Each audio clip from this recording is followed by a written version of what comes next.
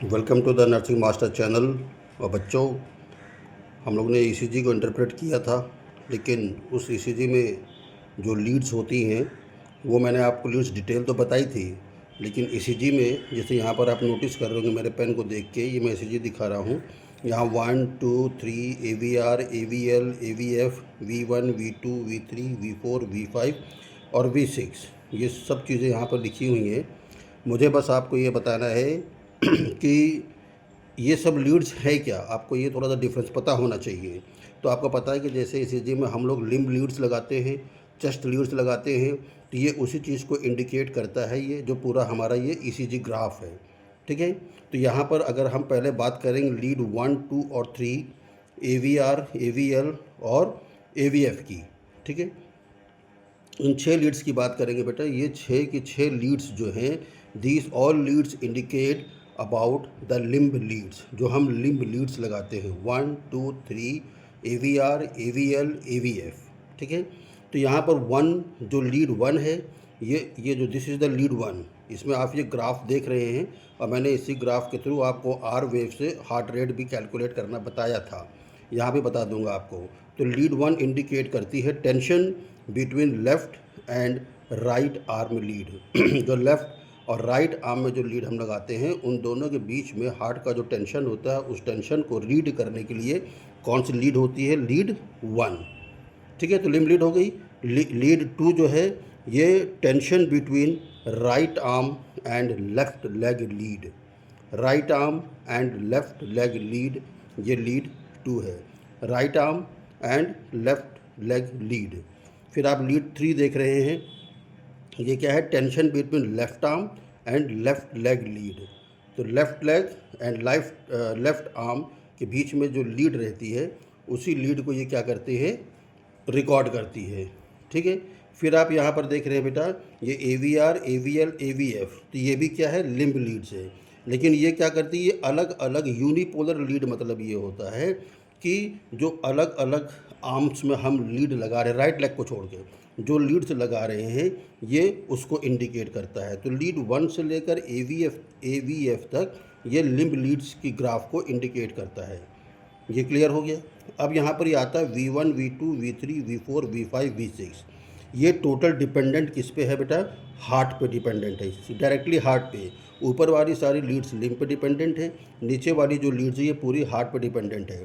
तो V1 and V2, ये V1 और ये जो V2 है, ये क्या हमको बताती है, रेसिडुअल वॉल्यूम, यानी कि जब लेफ़्ट वेंट्रिकल कॉन्ट्रैक्ट और राइट वेंट्रिकल कॉन्ट्रैक्ट हो जाते हैं, तो उनके अंदर रेसिडुअल वॉल्यूम कितना रह जाता है। ठीक है, जैसे कि जब एट्रिया खाली होता है, तो हार्ट में ऑलरेडी क्या 60 ml ब्लड रहता है, 70 ml हमारे पास एट्रिया से और आता है, तो टोटल कितना हो जाता है, 130 ml हो जाता है। ठीक है, तो V1 V2 क्या बताता है, वेंट्रिकल्स के अंदर रेसिडुअल वॉल्यूम कितना है। V3 और V4 यह हमें बताता है कि जो कंडक्शन हो रहा है सेप्टम में, सेप्टम के थ्रू कंडक्शन जो राइट एट्रिया से लेफ़्ट एट्रिया में जा रहा है, राइट वेंट्रिकल से लेफ़्ट वेंट्रिकल में जा रहा है, ये उसका इंडिकेशन हमें देता है। V5 V6 जो है, ये left side of the heart, यानी हार्ट का जो टोटल लेफ़्ट साइड है, ये उसके विषय में हमको क्या करता है, इंडिकेट करता है, यानी लेफ़्ट एट्रिया और लेफ़्ट वेंट्रिकल के विषय में हमको इंडिकेट करता है। तो ये हमारे ईसीजी की जो लीड्स है, उसका ये इंटरप्रिटेशन है। अब मैंने आपको बताया था 3 तरीके से ईसीजी से कैसे लीड्स पल्स रेट को या हार्ट रेट को हम लोग क्या कर सकते हैं, कैलकुलेट कर सकते हैं। एक मैंने आपको बताया था स्मॉल स्क्वायर मेथड, एक मैंने आपको बताया था लार्ज स्क्वायर मेथड, लेकिन जो सबसे आसान तरीका मैंने आपको बताया था, that was the R wave method. ठीक है, ये सबसे एग्जैक्ट होता है। आर वेव मेथड आप लिम्ब लीड से भी कैलकुलेट कर सकते हैं, और आप जो V1 से लेकर V6 तक के लिम्ब से भी कैलकुलेट कर सकते हो। आप देख रहे हैं कि सब में ग्राफ अलग अलग आ रहा है।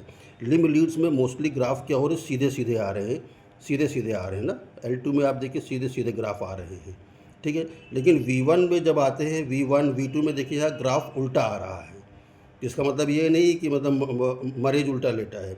अब इसमें तुमको इंटरप्रेट करना है कि QRX कॉम्प्लेक्स कहाँ है, ठीक है। अब जैसे सपोज़ मैं यहाँ पर V1 में देख रहा हूँ, अगर आप इसको देखेंगे सो this is a P wave, क्योंकि हमेशा पहले P वेव आती है, ठीक है।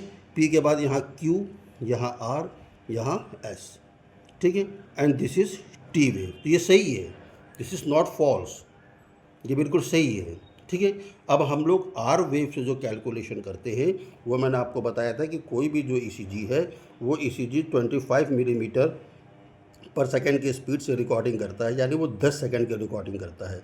तो हमको इंटू 6 करना पड़ता है 1 मिनट का रेट निकालने के लिए। तो आर वेव में क्या है, चलो हम V1 से ही निकाल लेते हैं। सो दिस इज़ आर, तो 1 2 3 4 5 और आगे मैं बढ़ाऊँ तो 6 7 8 9 एंड 10, ठीक है। तो ये 10 आर वेव्स आई हैं इसके अंदर। 10 आर वेव्स का मतलब हो गया 10 इंटू 6, यानी 10 इंटू 6 आप करेंगे तो जिस पेशेंट का ये ग्राफ है उसकी पल्स रेट कितनी हो जाएगी, 60। ये आर वेव से है, ये रैंडमली हम लोग निकाल लेते हैं, but this is a correct method. अब इसी में अगर टेकिकार्डिया भी होगा तो हो सकता है ये 15 हो जाए, 20 हो जाए, तो 20 इंटू 6 120 हो जाएगा। अगर साइनस ब्रेडिकार्डिया हो रहा है तो हो सकता है कि जैसे मैंने आपको बताया था लास्ट वीडियो में 6 to 8 पर 10 सेकंड में होता है। तो 6 को अगर आप 6 से मल्टीप्लाई करेंगे तो 36, 8 से मल्टीप्लाई करेंगे तो 48 हार्ट बीट पर मिनट आती है, ठीक है। So this is very easy to calculate R. और आप कहीं से भी कैलकुलेट कर सकते हैं। लीड 1 से देखो ये आर है जो पीक है ना, ये first one is P Q R S T। तो आर वेव काउंट कर लो, 1 2 3 4 5 6 7 8 9 10, तो ये भी 10 है। तो 10 इंटू 6 660, यानी इस पेशेंट का जो हार्ट बीट रहेगा वो कितना रहेगा, 60 रहेगा। Is this clear? ठीक, थैंक यू।